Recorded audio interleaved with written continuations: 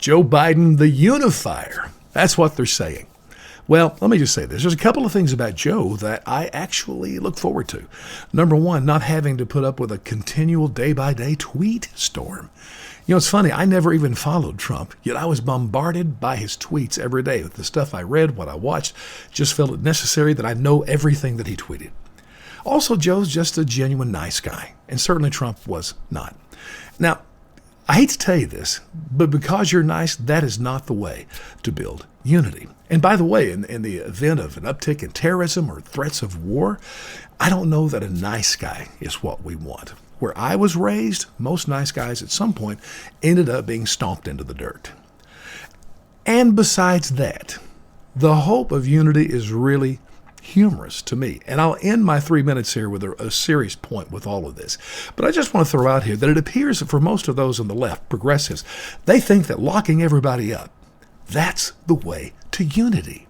I heard Michael Moore say, he's the progressive documentary guy. I listened to his podcast, and he said that all those Republicans in Congress that supported Trump in this election question should be prosecuted. Listening to CNN and MSNBC, it's clear that Trump supporters need to pay a price. So let's just lock them all up. Maybe that's the best answer. And to the progressives, that would bring unity.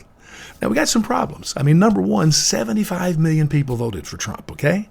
There's not enough prison beds. Now, we can get there, though, because number one, good Democrat policy is release all the criminals. So that'd free up a couple of million beds. And then on top of that, you could make this part of the Green New Deal. You could cut the power off once you got everybody imprisoned. You could save the planet from global warming on the very backs of the people who've denied it.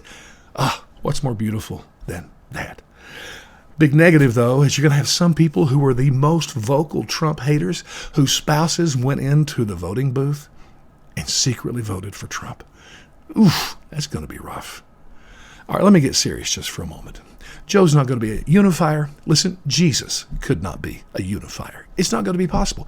There's never been a point of unity in the history of this country, from George Washington on. It's not going to be now. We're a nation made up of so many different belief systems, so many different values, and that's okay.